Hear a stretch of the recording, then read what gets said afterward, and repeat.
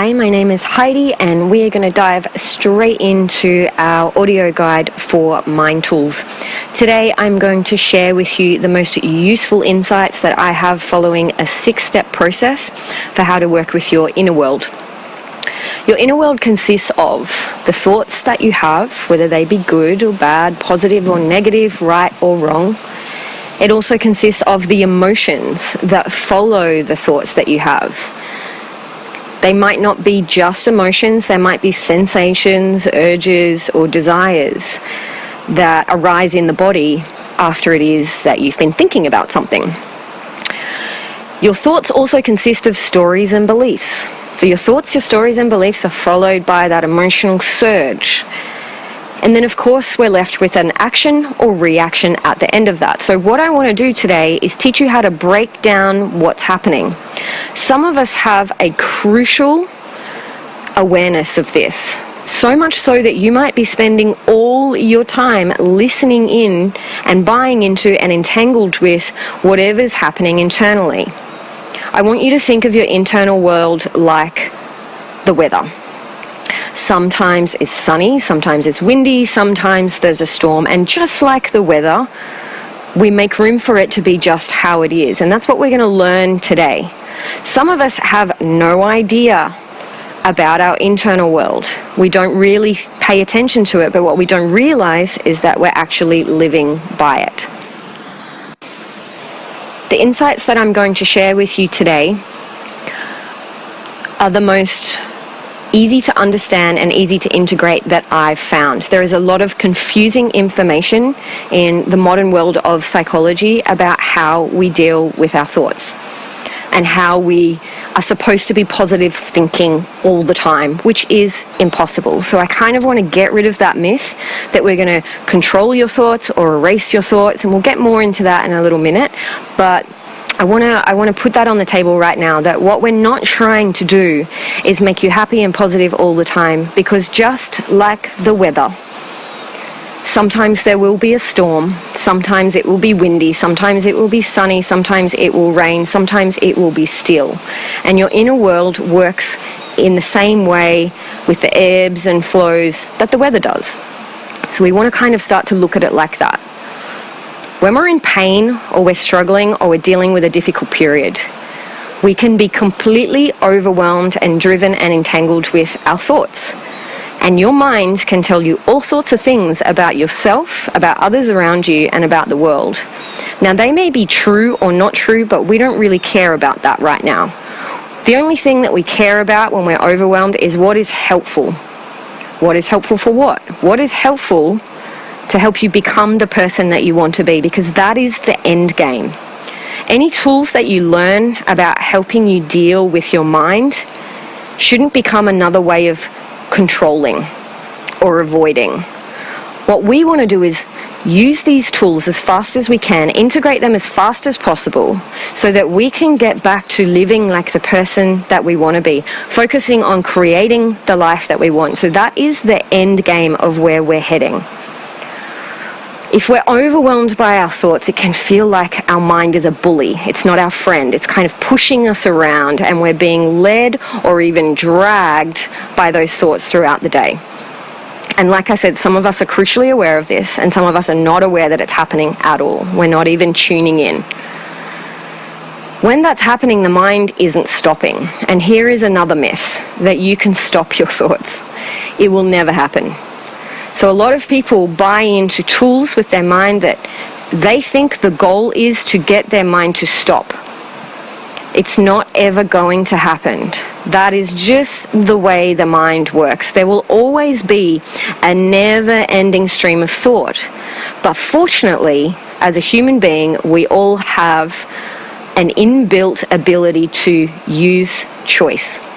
Choice means I'm going to learn to choose what I want to buy into, and choose to transform my relationship to what I struggle with, what causes me pain and suffering, so that I can get back to living like the person that I want to be, focusing on what matters to me, creating goals around what matters to me as fast as I possibly can. And I want to know how to take action on that. So when that never-ending train of thought is happening, as soon as you have a thought or you repeat a story to yourself that's unhelpful, what happens after that is there is an emotional surge that follows. Now, if we try and avoid that all the time, what happens is it can actually boil over. Those emotions can stack up and stack up and stack up. It's like a pressure cooker. And it will eventually pop or burst. And this is where we start to have emotional outbursts that are out of alignment with the person that we want to be. They're out of alignment with our character. They even take us by surprise. This is where anger and the more volatile emotions take hold. And they can scare us and they can scare those around us. But what happens is we're left feeling really guilty and possibly even ashamed. So those are the more heavier emotions that we feel. This is always happening post-burnout. This is always happening because life has thrown something at you. A storm came that you didn't see coming. This is always happening because change seems hard. When we're dealing with a lot emotionally, the idea of setting goals and creating a life that we want just seems almost impossible. We feel stuck. Okay, so we start to feel like we're struggling with what's happening internally, but we don't know which way to turn. And the idea of changing anything seems almost impossible. The thing is that all humans hate the feeling of discomfort. And why would you like it? We don't like the feeling of sadness or guilt or shame or any of the negative emotions. So we do as best a job as we can to try and avoid them. But we can't, just like you can't avoid the ebbs and flows and the natural rhythms of the weather. The other most common thing that we're dealing with when we're struggling is that we don't know what to do. What we're looking for is change. What we're looking for is calm. What we're looking for is solutions. What we're looking for is a new plan. And what can happen is you end up spending a whole lot of time talking to a lot of different people, rehashing your stories. This is helpful in the beginning because it's better than being secretive. But when it's all that you're doing, it's actually reinforcing the pain. But we're doing it because we don't know what to do. We're looking to a therapist or friend or anyone that we can to just tell us what to do. I don't know what to do. I just want you to tell me what to do.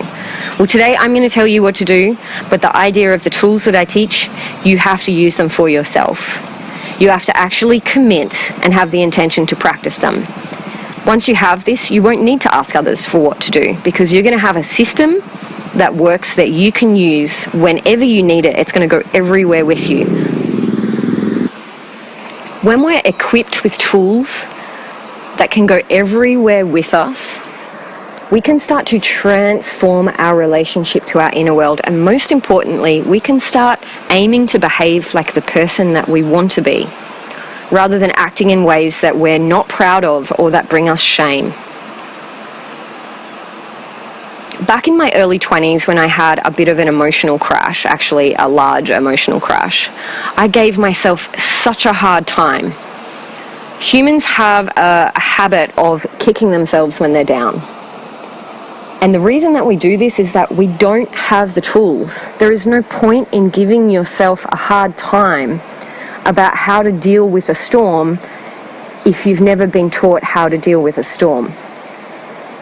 The idea is that with this process, you're going to learn to watch and observe the storm coming. When it arises, rather than panicking, you're going to learn how to hold yourself kindly. And you might never have done that before. It might feel completely foreign and weird and even fluffy to you. But I can guarantee you it's a more compassionate approach. It's a more enjoyable approach than kicking yourself when you're down. When I went through this crash, there was a couple of things that I was doing that weren't helping me. And remember, we want to focus on everything that's helpful. I took everything too seriously. I really had such a high bar set for the expectations that I had on myself and what I wanted to achieve in my life that I was never going to reach them. That's what's called your happiness picture. When you're aiming for a happiness picture, and it might be achievable or it might not be achievable, everything you do that falls under the line of happiness makes you feel like you're not good enough or you're failing in some way. What we want to learn to do is enjoy all the steps towards the happiness picture so that when you get there, you can enjoy it. It has more meaning to you. And all the steps that you took there have more meaning along the way. Because here's what happens if we don't do that. We end up missing the journey, which is your life. We end up flying through lives, and I've worked with a lot of people in their 60s who have done this for their entire life. And they have something called regret.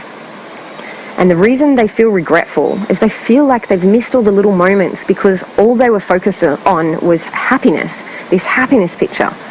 I'll be happy when I'm successful. I'll be happy when my relationship is better. I'll be happy when I'm a better mother or a better father. I'll be happy when I have this much money. I'll be happy when I get that boat. I'll be happy when I get that job. And if you have a lot of things in your happiness picture, you're going to feel like you're not good enough until you get there. And you're going to give yourself a hard time. And you're going to call yourself names to the point where your mind is bullying you all day long. What we want to learn to do is understand that there are ebbs and flows to life. Happiness is one of 400 human emotions.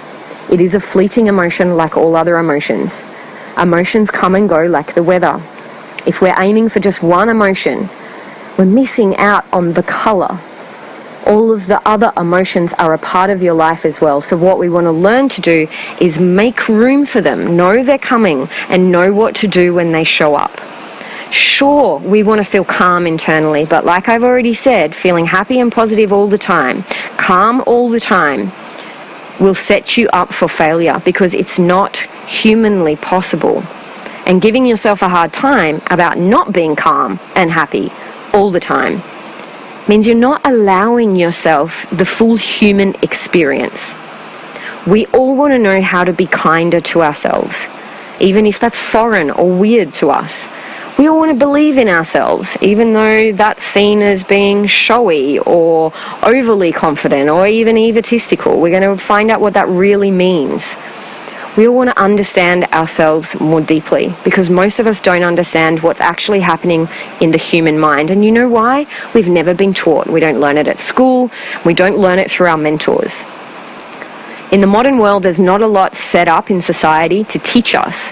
What is the human mind? What are thoughts? What are beliefs? What are patterns? What are behaviors? What am I doing? Yet this is what we're carrying around with us all day long. So now is the time. And I really congratulate you for starting on this journey. Now is the time to learn a different way of navigating your inner world, a more compassionate and understanding approach that is not just about patting yourself on the back and positive thinking. It's about learning to transform your relationship. It's about emotional intelligence, and it's about taking effective action on the person that you really want to be. It's about making decisions that you're proud of, that actually hold meaning and help you feel fulfilled, deeply connected to life. It is about having more control over your mind, but not in the way that you think. We want to follow a path through life that gives us all of these things so that we have more meaning, more richness, more connection, and so that we don't miss all the little moments that we had along the way to enjoy more fully, especially in your relationships. So that we learn to transform what's holding us back internally so that we can really go after what it is that we want. We want to learn to acknowledge the weather of life along the way, to know it's coming and to know what to do, to have a toolkit and strategies to work with that work 99% of the time. I've spent a lot of time hiring and working with and training with a lot of different types of therapists. And some of the tools that they tell me they use with their clients for their inner world don't work. They actually keep you in your head. I don't want you in your head. I want you living your life. I want you hooked in, connected. I want you to learn how to make room for what will come along the way and see the storms as challenges that will help you grow. To help you make room for the storms when they come and hold yourself as kindly as you can when life gives you a slap. I want you to be able to grow from that experience, find the benefits in that experience and move forward. Because if we don't have this awareness internally, it means we lack emotional intelligence. Now this word, I'm not a huge fan of the word emotional intelligence. It's a bit of a buzzword in the corporate market. Emotional intelligence, I feel when people hear that, they think, oh, well, if I don't have it, I must be emotionally dumb. Essentially, we're emotionally uneducated, but we're not emotionally dumb. You're not doing anything wrong if you don't know how to work with your inner world. You just haven't learnt the tools yet. You can't give yourself a hard time any longer for what you don't know how to do. It's like riding a bike. It's like giving yourself a hard time for not knowing how to swim or ride a bike if you've never been taught. It doesn't matter if you're learning this in your teens, in your 20s, in your 30s, in your 70s. It really doesn't matter. The point is that you're here. I want to clear up a myth. You cannot control your thoughts. You will never be able to take the origin of your thought and change it.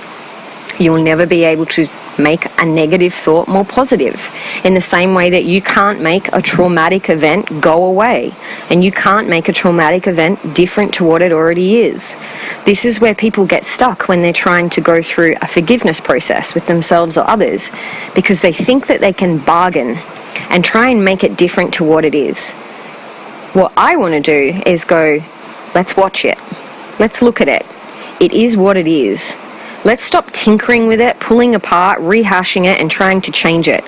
What if we made room for it the way that it was? And then we looked at how to support ourselves through that process. And then we looked at the end game, which is the person that you want to be.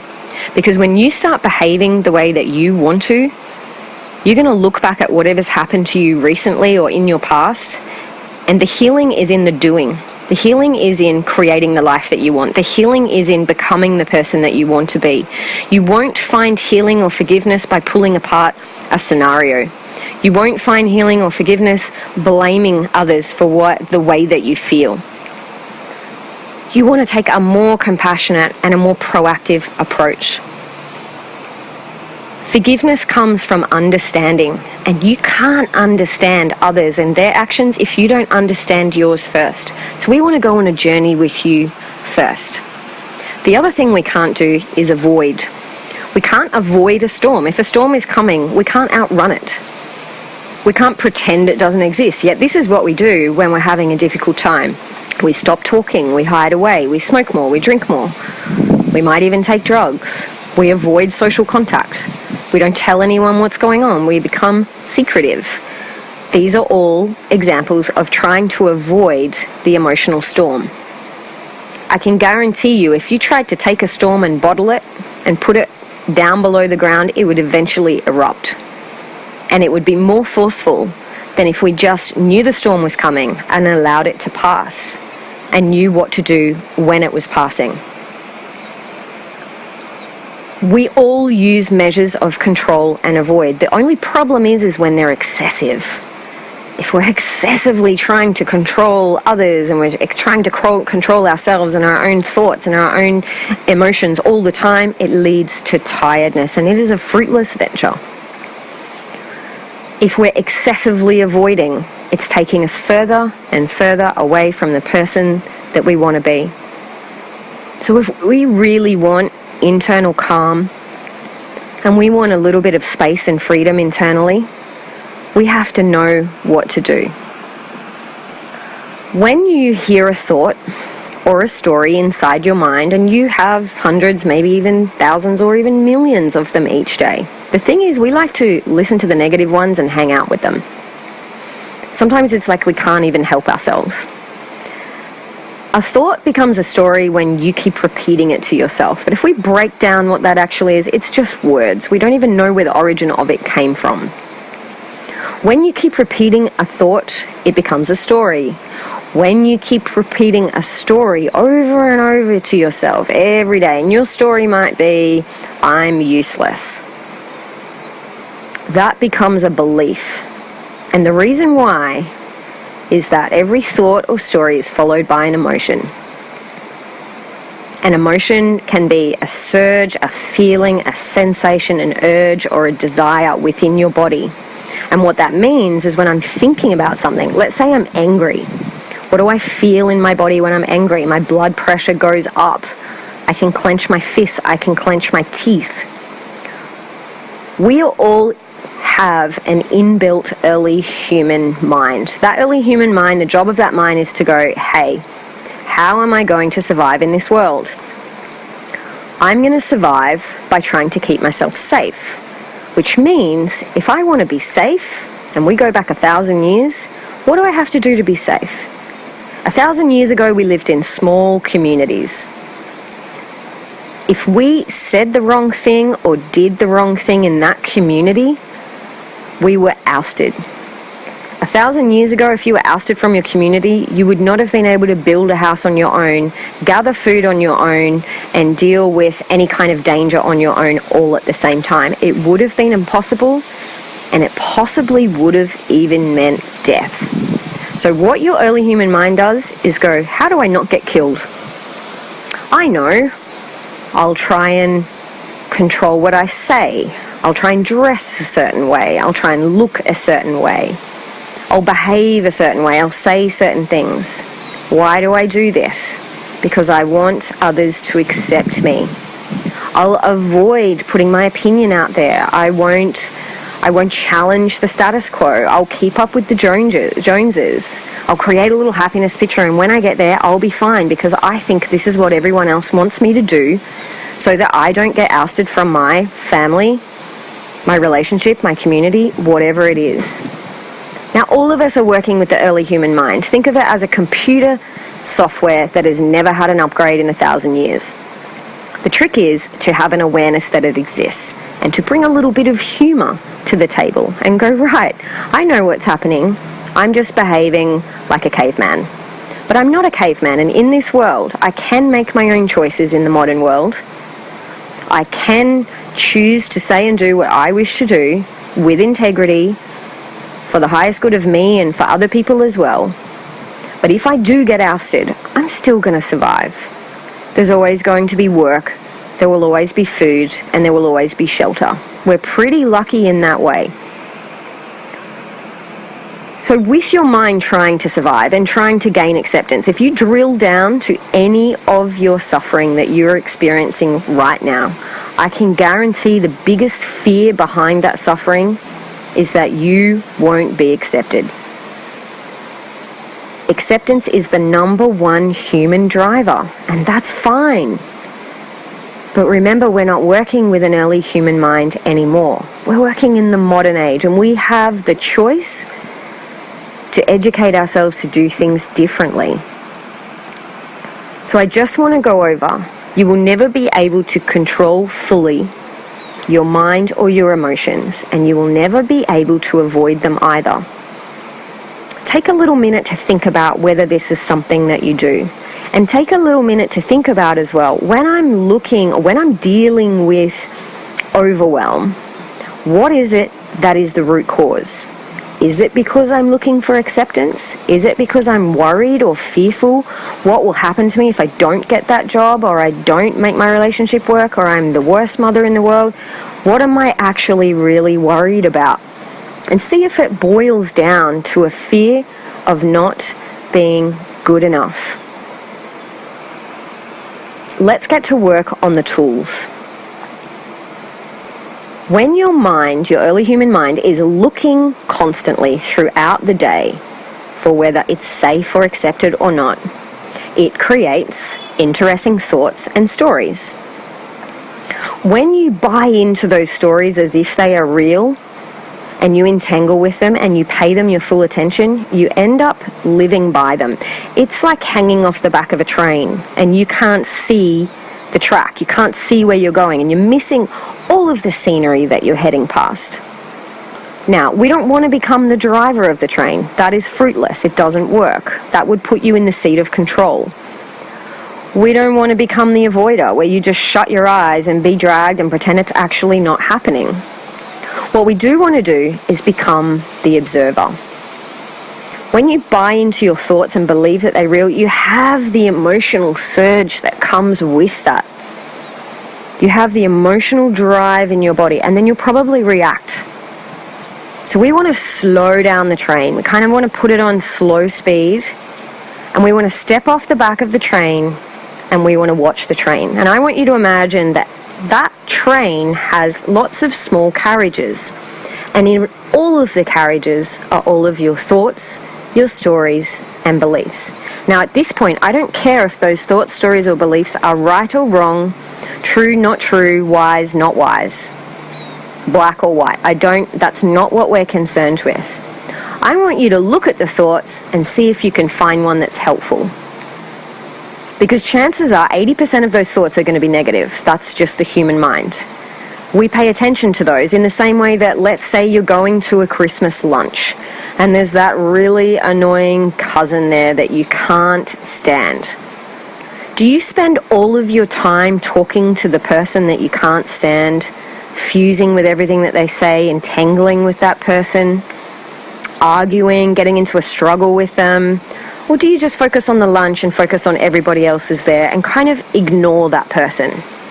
With thoughts that are unhelpful, push you around, and are not going to lead you towards the person that you want to be, you have to look at them like the annoying cousin. You have to put them in the corner and go, I'm just not going to give you as much of my attention and energy because it's tiring. And I'd much rather look beyond the cousin and go, oh, what's that on the wall? I'm going to look past the carriage of thought on the train, and I'm going to look beyond it and go, is that a mountain I see? Is there something else out there that interests me more than this? You have to start to diffuse the power that your thoughts have over you by using something called observation.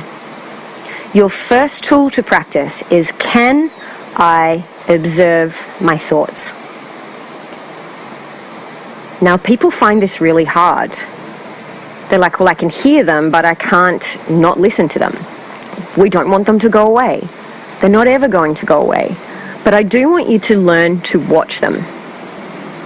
When I first started using this process, I kissed my little girl goodbye one day and I was heading to work. She would have been about 3 at the time. And I didn't work full-time, but I worked sporadically. And when I did work, it was quite intensive.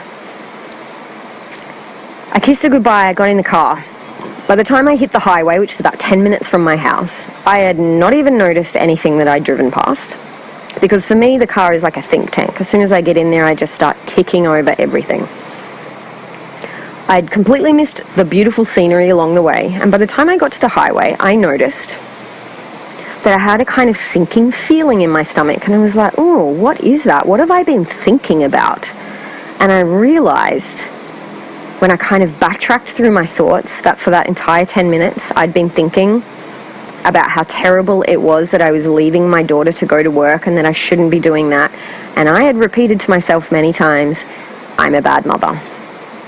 So when I started to hear this and I felt the feeling in my stomach, I was like, what am I feeling here? What's going on? And this is all you have to be able to do is, hang on a minute. What's going on? I realized I felt guilt. And every mother knows this. Every mother has a guilty mother story. But this was literally with me for the whole day. And I kept tapping back into it and going, wow, I'm doing it again. So one of the first diffusion techniques, when we're diffusing the power that your mind has over you, you first have to look and observe at what you're saying to yourself. If you notice that you're kind of hunched over and you're tinkering on something internally and you feel a bit yuck, I want you to stop and go, hang on a minute. What's going on? I want you to backtrack. What was I thinking about? As soon as you find it, you're going to go, that is an unhelpful thought. And you're going to name that story. Chances are you repeat it to yourself a lot. And you might even believe it's true. You might really believe that you're fat. You might really believe that you're useless. You might really believe that you're a failure. It doesn't matter. What matters is it's not helping you become less fat. It's not helping you become less of a failure. It's not helping. So the first thing that you have to do, and I want you to write this down because you're going to practice this in the next 24 hours, is you are going to learn to name your story. As soon as I did this, it gave me a little bit of distance from the story. I'd catch it sooner every time. I'd go, whoop, there it is. There's my guilty mother story. I see you. What you're doing is saying, you are just a thought. You are just a story. I am me. I am not that. I can be different to that. What did I want? What's the end game of me not being a guilty mother? I want to be a better mother. In fact, when I thought about it, the person that I wanted to be, the mother that I wanted to be a connected mother.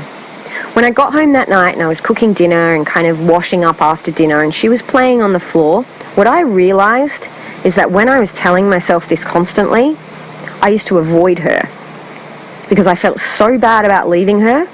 And this is ridiculous, that I actually spent less time with her because I was trying to avoid the way that I felt. I was trying to avoid my guilt. So I put the dishes down because the dishes are not helping me become the person that I want to be. And I went and sat with her and I connected with her. And you know what? Before I knew it, I was so engrossed in my time with her that the story had faded. This is the thing about thoughts, emotions. They do pass if we don't hang out with them like the cousin that drives us nuts. They will pass.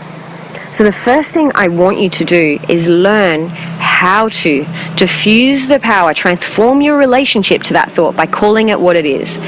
That is an unhelpful story.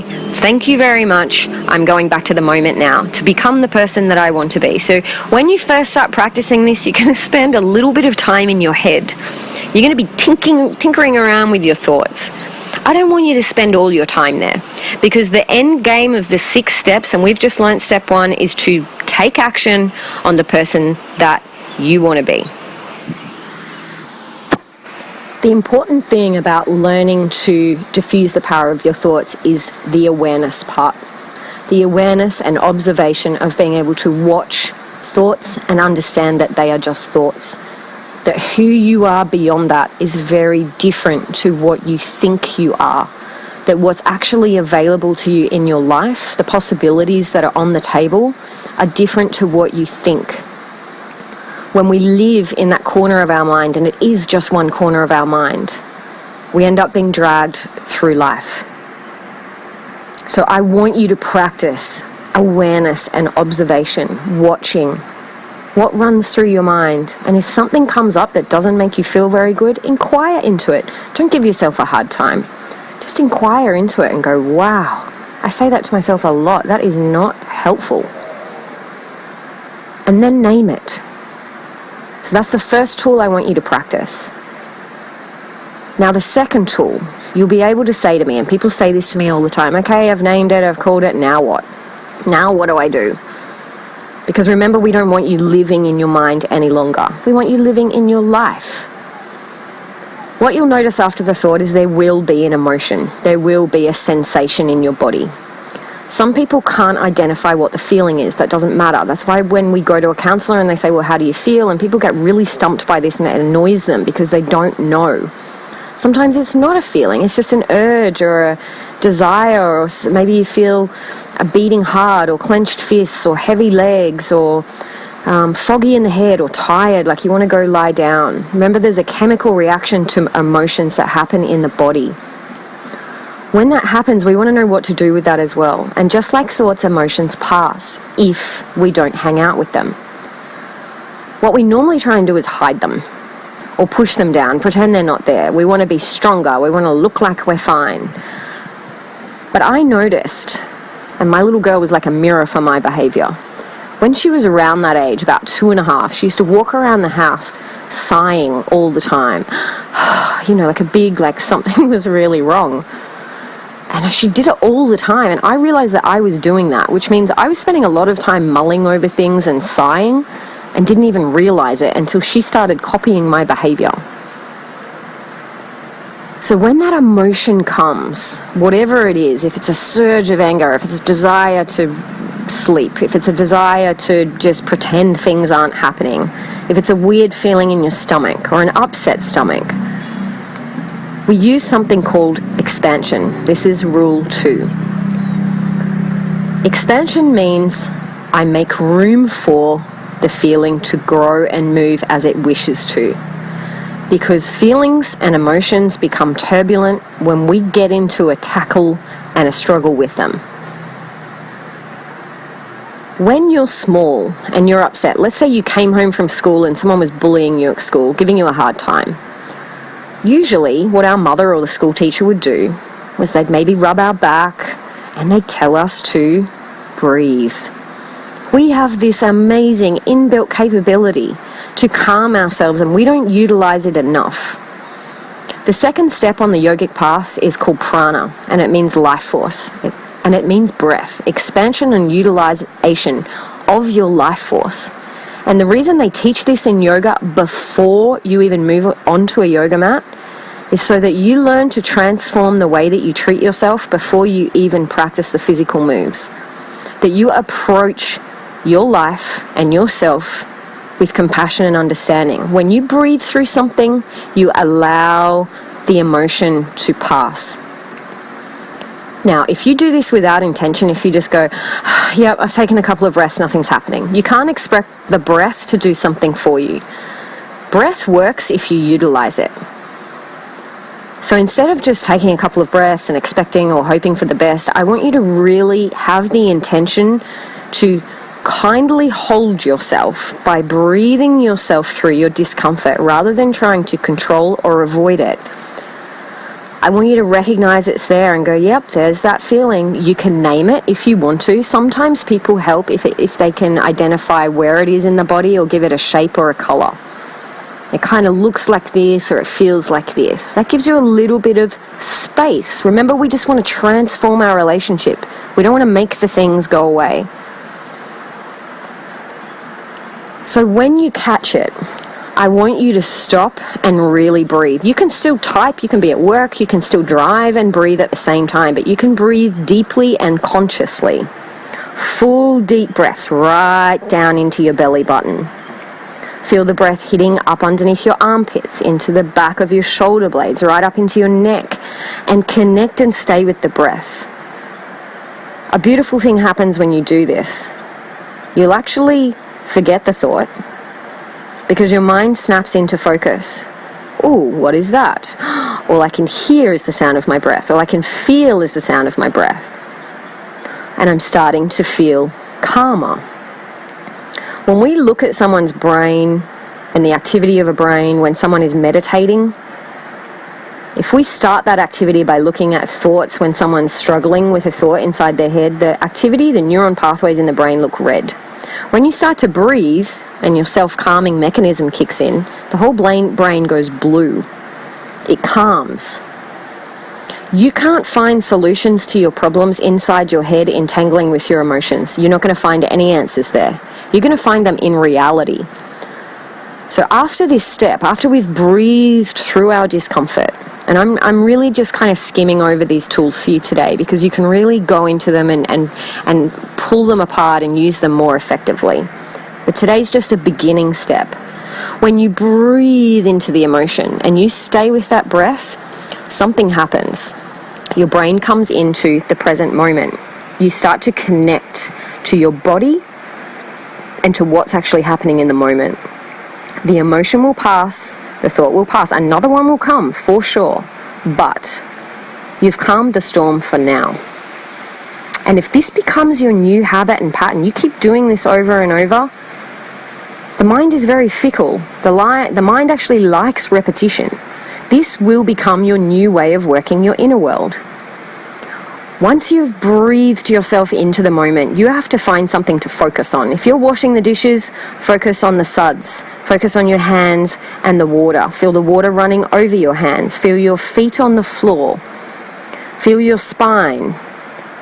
Notice all of the sounds that you can hear in the room and really bring yourself into that room. Notice what you can smell. Turn all of your senses on and connect fully to the present moment. You won't find the solutions and the change and the creativity and the contentment that you want hanging out in the past or the future. You will find it in the moment after you've held yourself as kindly as you can, like a mother would with a little child that's upset. It's like rubbing your own back, breathing yourself into the moment and connecting very deeply to what is actually happening in reality. Then you observe, because once you've breathed and once you're connected, the observant mind switches on. Now there are 5 parts to the human mind. The thinking mind is one, that's where you spend most of your time. But the observant mind is like the centerpiece of your mind. That is where we want to be, because for some reason, as soon as we tap into observing, really looking at reality as it is, it's where we find our wisdom. It's where we find better choices. It's where we find the calm and the contentment. And it actually feels really good. It might even make you feel happy. Don't expect the present moment to give you any gifts. But it's in that present moment you're going to be able to find your own answers. You're going to get the clarity that you're looking for. When you're observing, what I want you to think about is, what matters to me? Who is the person that I want to be? What I found in the beginning, let's use my I'm a guilty mother. When I stopped and I was washing the dishes and I took a couple of breaths, I was like, what kind of mother do I want to be? And I actually didn't know. I was like, I don't know. I know that I just want to be a better mother, but I don't know what that means. So what I found really helpful when I was thinking about the kind of mother that I want to be, the kind of person I want to be in this moment, I found it really helpful to be a mentor. Now, my mother was a very present mother. I never remember a time where she wasn't there for me. So I was like, what would my mum do? My mum would always sit on the floor and play with me. She was always there. She would always rub my back and tell me that things were going to be okay. So that's what I did. I went and sat down and I copied her behavior. So if you can't figure out in that moment when you're observing, hang on a minute, who is the person that I want to be? What's really happening right here in reality, and what can I really do about it? I want to behave like the person I want to be. What does that look like? The person that you want to be is built on your value system. Values are what matters to you, what makes you feel really good, and you have to act on them in that moment. You have to take action and go, I'm going to be that person right now. I'm going to put the dishes down, I'm going to put the tea towel down, and I'm going to go over and I'm going to be that person right now. And I can't tell you how much better this makes you feel than being wrapped up in your emotions and reacting or avoiding and controlling in ways that make you feel worse. So I'm going to go back over the 6 steps. Step 1, and this is the most important and the one that I want you to start on today. Don't worry so much about the rest. But today, I want you to start with diffusion. Diffusion means I recognize unhelpful stories. I am aware. I watch them come up and I go, aha, that is my such and such unhelpful story. Then you're going to breathe. You're going to expand into the moment. You're going to make room for the feeling the way that it is, rather than trying to tell yourself there's something wrong with you for having it. Breathe into it. Stay with your breath until you connect. Step 3 is connection. Once you are connected, observe. Observe very closely everything around you. Sight, sounds, everything that you can feel. Anchor your feet into the ground. Use the sky. Use anything that you can to bring yourself into the moment. And whilst you're observing, ask yourself, what would I be proud of right now? What really matters to me? What can I do right now? Not what goal can I achieve in the next month? What's going to lead me towards success and happiness in the next 5 years? Right now, how can I behave like the person that I want to be? And do it. Step 6 is take action. Step 6 means take effective action. We're not just reacting. We're not just doing something for the sake of it or because we think others want us to behave in that way. We do what matters to us in a moment. And I can guarantee you this process is going to bring you more happiness. And like I've said, I have skimmed the surface of this process because it is a profound and effective one.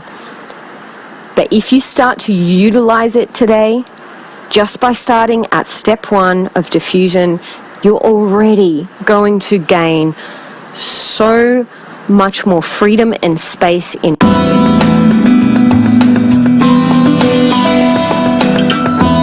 for what they are, just a thought. So if that's all you can practice starting from today, I'll be really, really happy with that, and so will you. There's one thing that I really want you to do.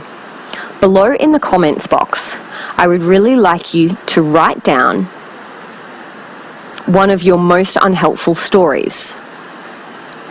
And then I would like you to tell me what you're going to practice out of those 6 steps. If you're going to start at step 1, I'm going to use this to work with this when it shows up. But I'd really like to know what your unhelpful stories are, and I really think it's helpful for all of you to see what everybody else's unhelpful stories are, because the power in this is that you'll understand you're not the only one who does this. You're not the only one who has negative thoughts. You're not the only one who gets stuck with them. And when we realize this, it helps us feel like we're just doing what everybody else is doing, and it helps us understand others, because if you're doing this, your partner does this, your children does this, everyone does this. So when you learn these tools, it's not just about you building a stronger, more connected, and more compassionate, kind relationship to yourself. You'll be able to do this for others. You'll have a lot more awareness and understanding of other people's behavior. Okay, so write your comment below. What is your unhelpful story, and what tool are you going to use to start to work on it? I hope this has been helpful. This is a small introduction to some of the mind tools that I use, and I hope you have a wonderful day.